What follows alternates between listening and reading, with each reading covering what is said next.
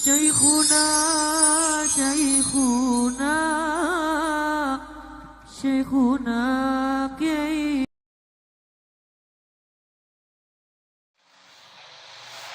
Kalau kamu menerima amalan-amalan orang yang tidak mutamasik di sunnah, akidahnya tidak jelas, amalannya tidak jelas, kamu tinggalkan aja.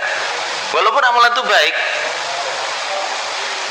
walaupun amalan itu baik, tapi kalau kamu tuh beramal berdasarkan orang yang tidak baik, itu nanti hasilnya tidak baik. Itu saya itu ada orang dakwah dari Lamongan sana. Dia itu tahu-tahu dia nggak mau sholat. Dia nggak mau sholat. Maka keluarganya itu datang udah saya. Ada apa ini? Ini loh, niki mau buatan burun sholat niki. Namung wiritan, buatan burun sholat. Ya wiritannya apa kang gue? Wiritannya ya Allah, Allah, Allah. Oh, jadi wiritannya ya api. Kok jadi ini malah gak apik? Wiritannya itu kan bagus, tetapi kok kesannya jadi nggak mau sholat. Maka saya tanya, kamu yang ngajari wiritan kamu itu siapa? Orang Surabaya sana, namanya Pak siapa? Lupa saya. Pak Fulan gitu aja lah.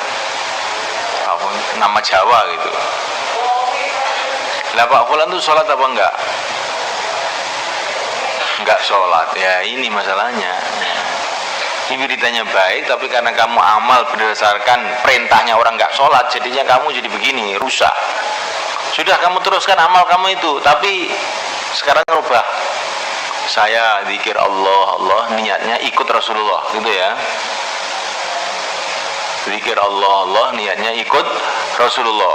Jangan ikut Pak Siman itu, orang degleng itu ya. Setelah dia rubah niatnya itu sholat lagi sekarang.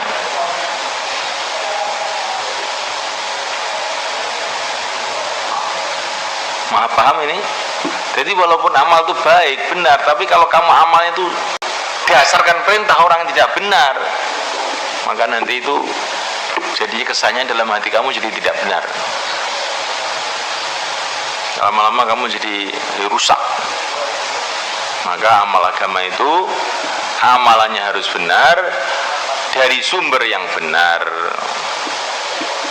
Maka disitulah pentingnya itu tahu orang-orang zikir tuh membuat tarekot itu maksudnya gimana supaya amalannya itu ada silsilahnya pada Nabi gitu loh, bukan ngawur, sehingga nanti kesannya itu jadi baik insya Allah. Jadi kesimpulan begitu dari mana? Ini dari ilmu yang kita pelajari pun kamu akan bisa nyimpulkan juga. Sekarang tuh kalau kamu itu sholat banyak, tapi bukan karena Allah, bukan karena ikut Rasulullah, tapi karena pamer saja, baik nggak jadinya? Sholatnya baik, tapi karena dasar sholatnya tidak baik, jadi nggak baik.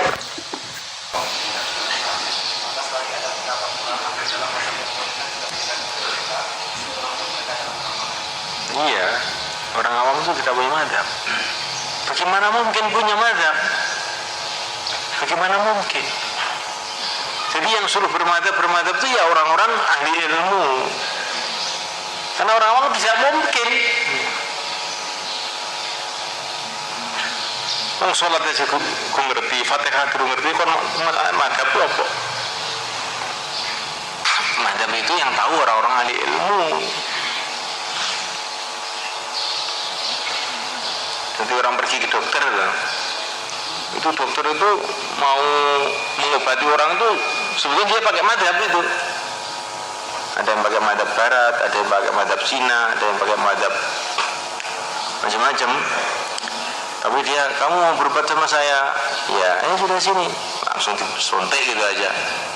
Ini obat apa Pak? Dari mana? Siapa yang menciptakan obat ini? Dan sebagainya. Kamu nggak usah tanya itu. Pokoknya kalau mau berobat sama saya tak suntik sudah kamu.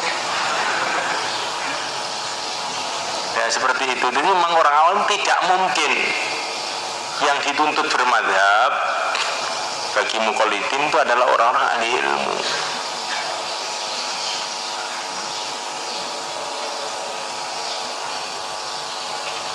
Makanya kalau ada orang tanya dalil-dalil, kamu pernah pesantren enggak?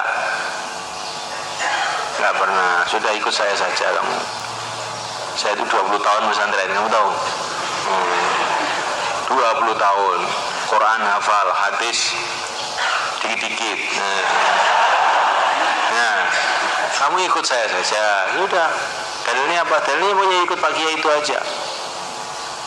Nanti kalau kamu saya kasih tahu ini Ibnu Hajar, Romli, wah bingung nanti.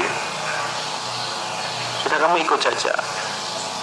Memang orang awam dikatakan dalam buku itu orang awam itu kewajibannya itu tanya kepada para ulama. Itu kewajiban orang awam itu bukan tahu dalil, tanya sama ulama kewajibannya.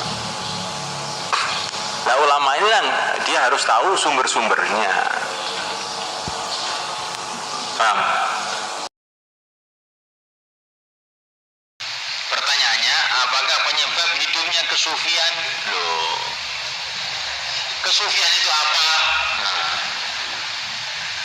kalau hidupnya kesufian, kamu tanya hidupnya kesufian. Kesufian sendiri itu kamu tuh nggak paham. Sufi itu apa tau? Sufi itu mengamalkan agama dengan ikhlas, akhlak yang baik itu sufi. Sejak zaman Nabi kesufian itu, kesufian ini agama ini, tapi diamalkan itu secara sungguh-sungguh, dipilih yang paling